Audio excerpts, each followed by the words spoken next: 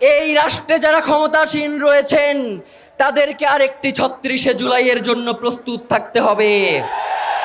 প্রিয় ভাইয়েরা, শহীদ ওসমান হাদি এই কথাগুলো অত্যন্ত স্পষ্ট ভাষায় বলতেন। আমাদের তো মনে হয় ইলেকশনের পরে আপনারা যে এই ধরনের আচরণ করবেন এইটা ইতিপূর্বেই আপনারা ঠিক করে রেখেছিলেন।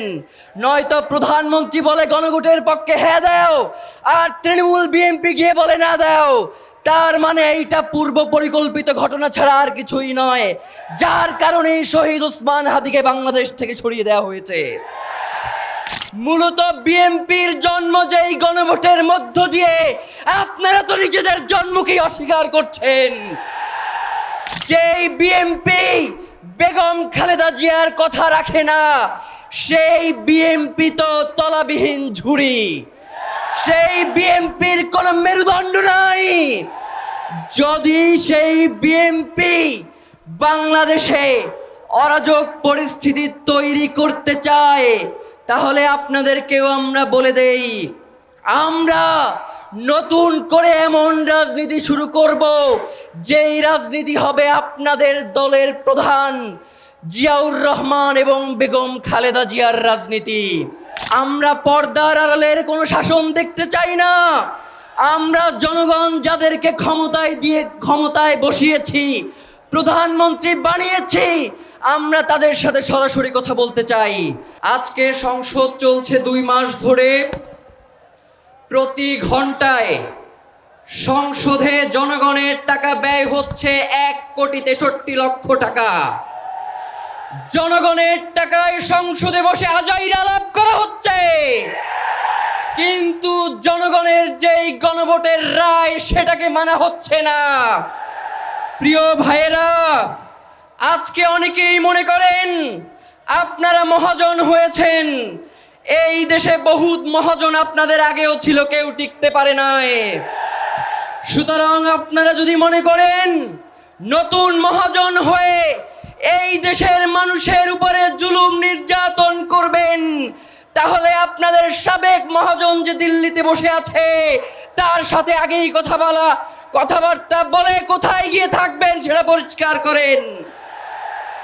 মাননীয় প্রধানমন্ত্রী, আপনার পিতা শহীদ রাষ্ট্রপতি জিয়াউর রহমান, তিনি সর্বপ্রথম এই বাংলাদেশে গণভোট কায়েম করেছিলেন। আজকে আপনারা সেই গণভোটের বিরুদ্ধাচরণ করছেন। আপনারা শুধুমাত্র গণভোটের বিরুদ্ধাচরণ করছেন না, মূলত বিএনপির জন্ম যেই গণভোটের মধ্য দিয়ে, আপনারা তো নিজেদের জন্মকেই অস্বীকার করছেন। প্রিয় ভাইয়েরা, দেশনেত্রী বেগম খালেদা জিয়া তিনি যেই সংবিধানকে ছুঁড়ে ফেলবার জন্য বারংবার তার বক্তব্যে, তার কথায়, তার দাবিতে তুলে ধরেছেন, আজকে আমরা দেখতে পাই সেই সংবিধানকে চাটতে চাটতে তার দল বিএনপি ক্ষয় করে ফেলছে। সুতরাং যেই বিএনপি তার শহীদ প্রেসিডেন্ট জিয়াউর রহমান, যিনি এই দলের প্রতিষ্ঠাতা, তাকে স্বীকার করে না, যেই বিএনপি বেগম খালেদা জিয়ার কথা রাখে না, সেই বিএনপি তো তলাবিহীন ঝুড়ি, সেই বিএনপির কোনো মেরুদণ্ড নাই। যদি সেই বিএনপি বাংলাদেশে অরাজক পরিস্থিতি তৈরি করতে চায়, তাহলে আপনাদেরকেও আমরা বলে দেই, আমরা নতুন করে এমন রাজনীতি শুরু করব যেই রাজনীতি হবে আপনাদের দলের প্রধান জিয়াউর রহমান এবং বেগম খালেদা জিয়ার রাজনীতি। প্রিয় ভাইয়েরা, আমরা পর্দার আড়ালের কোনো শাসন দেখতে চাই না। আমরা জনগণ যাদেরকে ক্ষমতায় বসিয়েছি, প্রধানমন্ত্রী বানিয়েছি, আমরা তাদের সাথে সরাসরি কথা বলতে চাই। আমরা জানতে চাই এই প্রধানমন্ত্রী তিনি কি প্রক্সি প্রধানমন্ত্রী হবেন নাকি জনগণের প্রধানমন্ত্রী হবেন? তিনি কি জনগণের কথা বলবেন নাকি তাকে সেট করে দেয়া হয় যেই কথাগুলো সেই কথাগুলোই তিনি বারংবার বলবেন?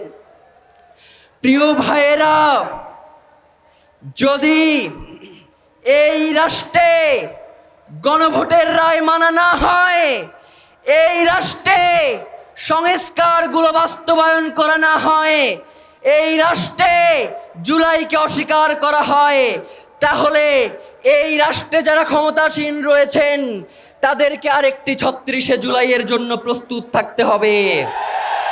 প্রিয় ভাইয়েরা, শহীদ ওসমান হাদি এই কথাগুলো অত্যন্ত স্পষ্ট ভাষায় বলতেন। আমাদের তো মনে হয় ইলেকশনের পরে আপনারা যে এই ধরনের আচরণ করবেন এইটা ইতিপূর্বেই আপনারা ঠিক করে রেখেছিলেন। নয়তো প্রধানমন্ত্রী বলে গণভোটের পক্ষে হ্যাঁ দাও, আর তৃণমূল বিএনপি গিয়ে বলে না দাও, তার মানে এইটা পূর্ব পরিকল্পিত ঘটনা ছাড়া আর কিছুই নয়, যার কারণে শহীদ ওসমান হাদিকে বাংলাদেশ থেকে সরিয়ে দেওয়া হয়েছে। সুতরাং শহীদ ওসমান হাদির হত্যার বিচার নিশ্চিত করার মধ্য দিয়ে বাংলাদেশকে আমরা একটি ইনসাফের রাষ্ট্রে পরিণত করব ইনশাআল্লাহ। বিচার বিচার বিচার চাই, হাদি হত্যার বিচার চাই, বিচার বিচার বিচার চাই, হাদি হত্যার বিচার চাই। সবাইকে অসংখ্য ধন্যবাদ। আসসালামু আলাইকুম রহমতুল্লাহ।